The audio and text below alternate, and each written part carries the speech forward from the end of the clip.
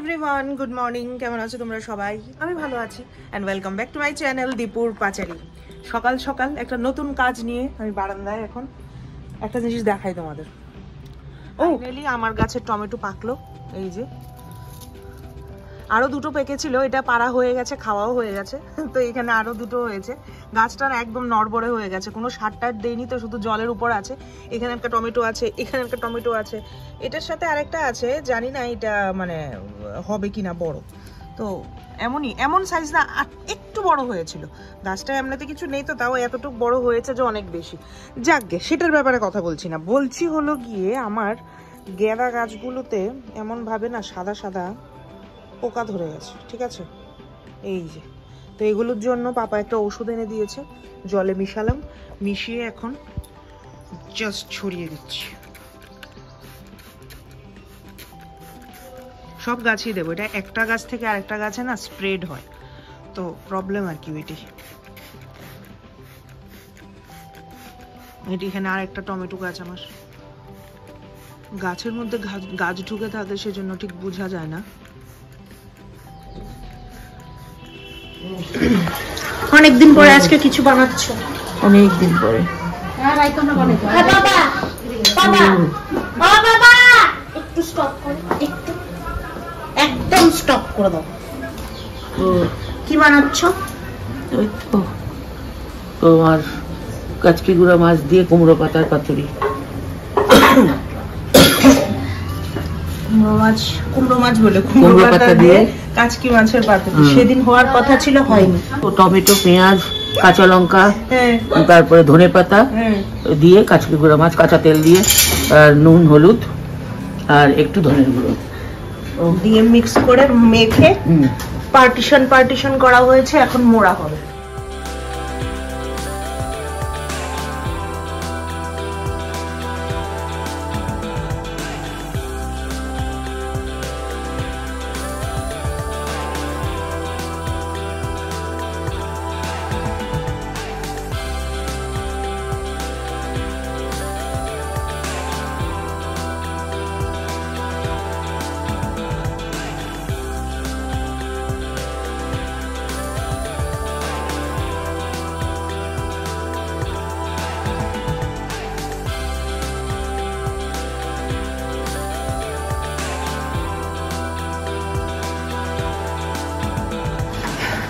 সারাটা দিন এতটা শরীর খারাপ করেছে না, মানে লিটারেলি আমি মানে কি বলবো, সারাদিন আর কোনো ব্লগ টক বানাইনি। স্নান টান করেছি, একটু রেস্ট করেছি, দুপুরবেলা খাওয়া দাওয়া করলাম। খাওয়া দাওয়া করার পর এখন খেলা শুরু হয়েছে, আইপিএল চলছে, গতকালকের থেকে শুরু হয়েছে। তো আজকে আবার সানডে, তো সবকিছু মিলিয়ে একটু ভালো মন্দ রান্নাও করতে লাগে, বাবিটাও আছে বাড়িতে। তো অনেকদিন পর আজকে সেম রেসিপি করছি, মাটন দিয়ে কালা ভুনা করছি। তো সেটাই আর কি, তো দেখিয়ে দিয়ে তোমাদেরকে। আগে তো একবার রেসিপি তোমাদেরকে, ফুল রেসিপি তোমাদের দেখিয়েছি, আজকে হয়তো বা এত ডিটেলসে দেখাবো না, কিন্তু টুকটাক তোমাদেরকে শেয়ার করব। আমার বাড়িতে কিছু একটা হচ্ছে আর তোমাদের কাছে শেয়ার হচ্ছে না, সেটা হবে না কখনো। তো এই যে আমি এখানে মাটনটাকে গত 2-3 ঘন্টা ধরে সর্ষের তেল, দই, নুন, শুকনো মরিচ, চের গুঁড়ো, হলুদ, তারপর জিরের গুঁড়ো, তারপরে আদা, পেঁয়াজ, রসুন সবকিছু দিয়ে ভালো করে ম্যারিনেট করে ফ্রিজে রেখে দিয়েছিলাম, ঠিক আছে? এখনো তো বসাতে আরো অনেকটা দেরি, আরো ম্যারিনেট হবে। আমার সে ফেভারিট কড়াই বসিয়ে দিয়েছি, মানে ঝপ রান্না করবো। আমার একদম ইচ্ছে করছে না আজকে রান্না করতে।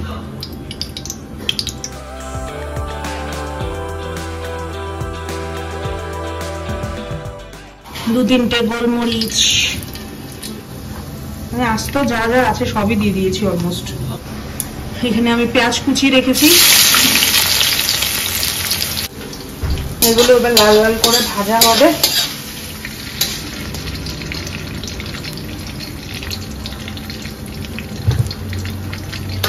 প্রথমে এই কাজটা করতেই ভুলে গেছিলাম আমি। তেলের মধ্যে একটু চিনি দিয়ে এটাকে ভালো করে ক্যারামেলাইজ করতে হবে। এই যে একটু কিন্তু ক্যারামেলাইজ হয়ে গেছে। আমার পেঁয়াজগুলো হয়ে গেছে, এবার মাংসটা দিয়ে দিই। হ্যাঁ, এবার আস্তে আস্তে আস্তে করে আমি এটা কষাবো। জিরার গুঁড়ো, লঙ্কার গুঁড়ো, আদা আর রসুনের পেস্ট। ট্রাই করছিলাম গোলবাড়ির কষা মাংস রান্না করতে। আগে একবার ফুল রেসিপি তোমাদেরকে দেখিয়েছি, আজকে জাস্ট একটু ঝলক দেখিয়ে দিই। মাংসটা তো বসিয়ে দিয়েছি কষাতে, সামান্য একটা মশলার দরকার। জায়ফল, জয়িত্রী, শুকনো লঙ্কা, এলাচ, দারচিনি, বড় এলাচ, ছোট এলাচ সব কিছু মিলিয়ে গ্রাইন্ড করে একটা মশলা বানিয়েছি। আর এখানে যে মশলাটা প্যান ফ্রাই করে শুকিয়ে যে বানিয়েছিলাম, এটা গ্রাইন্ড করেছি। আর এটা এখন দিয়ে দেব মাংসটায়।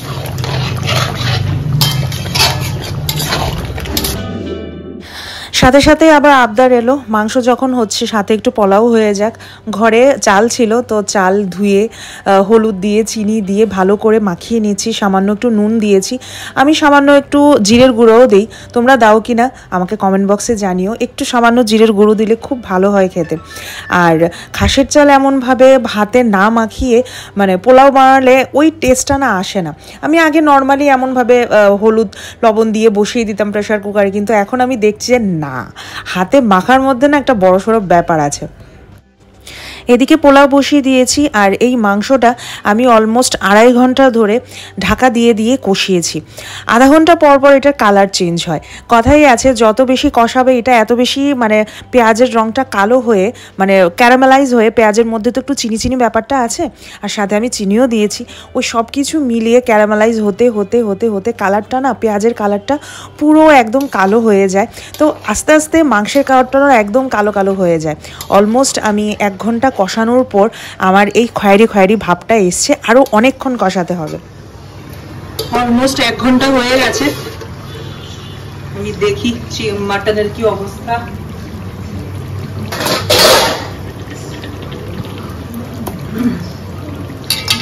কালার কিন্তু আস্তে আস্তে হচ্ছে। আমাদের মাটনের পিসগুলি আজকে দেখি অনেকটাই বড়, তো টাইম লাগছে।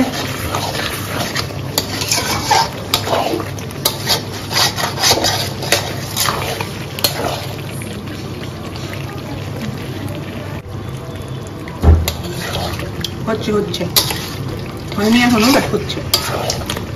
এই মাটন রেসিপিটা একদমই জল দেওয়া যায় না, মাটন থেকে যে জলটা বেরোয় এটার মধ্যেই মাটনটা সিদ্ধ হয়। কিন্তু তোমরা যদি দেখো আস্তে আস্তে শুকিয়ে আসছে, কড়াইয়ে লেগে লেগে যাচ্ছে, হালকা একটু গরম জল ছিটিয়ে দেওয়া যায়। তো আমি এমনভাবেই জল ছিটিয়ে ছিটিয়ে একদম কষিয়ে কষিয়ে, যদি জল দিয়ে দাও ওই কালো ভাবটা আসবে না, কালা ভুনার যে একটা টেস্ট, ওই যে একটা কালার, সেটা আসবে না। এটা জল ছাড়াই হয়।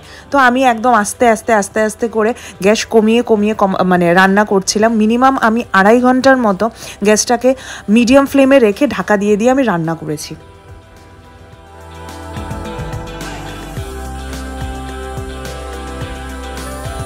আর এইদিকে আমি বসিয়েছিলাম পোলাও, চালটা ভাজা হচ্ছে, প্রেসার কুকারেই ভেজে নিয়েছি। আগে থেকেই সবকিছু মেখে টেখে ডিরেক্ট বসিয়ে দিয়েছি। গরম জল ঢেলে দিই, চাল আমার ভাজা হয়ে গেছে।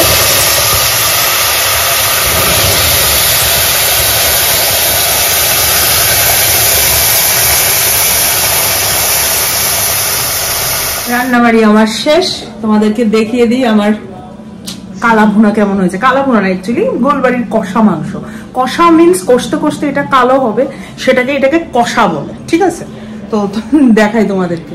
পারফেক্ট টাইমে আমার রান্না শেষ হয়েছে, দেখতে পাচ্ছ? এই যে একদম ব্রাউন ব্রাউন করে কষিয়ে নিয়েছি। এদিকে আমার পোলাওটাও হয়ে গেছে, দাঁড়াও দেখাই তোমাদের।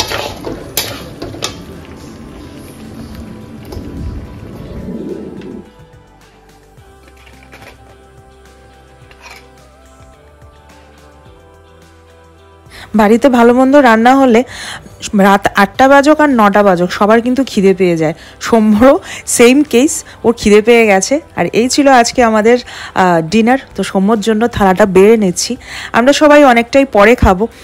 এখন খাওয়ার লোক হলো আমার শাশুড়ি মা আর আমার বর। তো দুজনের জন্য দুটো থালা আমি বেড়ে নিচ্ছি, আর সাথে দিয়েছি একটু শসা, একটু পেঁয়াজ, এগুলো দিয়ে সার্ভ করব। তো এই ছিল আমাদের আজকের ব্লগ, এই ছিল আমাদের আজকের ডিনার রেসিপি। তোমাদের কাছে শেয়ার করলাম কেমন লাগলো নিশ্চয়ই কমেন্ট বক্সে জানিও। আর যারা যারা আমার ব্লগ দেখতে পছন্দ করো নিশ্চয়ই লাইক করো, শেয়ার করো, কমেন্ট করো আর সাবস্ক্রাইব করতে একদম ভুলো না। চলো দেখা হচ্ছে আমার নেক্সট একটা ব্লগে। Till then bye. দেখে কেমন লাগছে? দারুণ লাগছে। অনেকদিন পরে আমরা আবার মাটন খাচ্ছি। এখন আমাদের মাটনটা খাওয়াটা অনেকটাই কমে গেছে। তো অকেশন নিমন্ত্রণতে তো বাইরে বাইরে খাওয়া হয়, পার্টিকুলারলি এখন ওর বাড়িতেই খাওয়া হয় মাটন, কিন্তু আমাদের বাড়িতে চিকেন মাটনটা অনেকটাই কমে গেছে, মাছ খাওয়া হয়।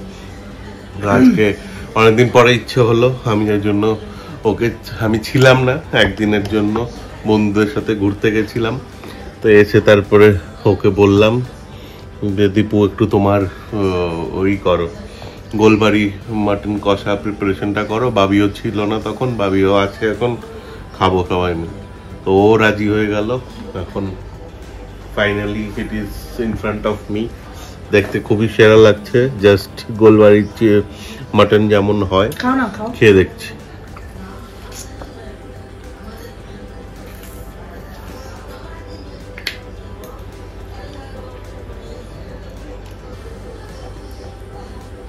মাংসটা সফট হয়েছে?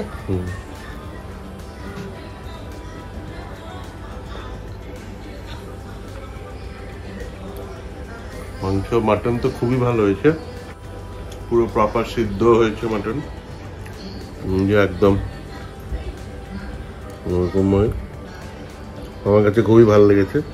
সারপ্রাইজিংলি আজকে দীপু পোলাওতে মিষ্টি দিয়েছে, মানে আমি এতগুলো মিষ্টি দিয়েছি, তো দ্যাট ইজ ভেরি সারপ্রাইজিং। খুব ভালো হয়েছে।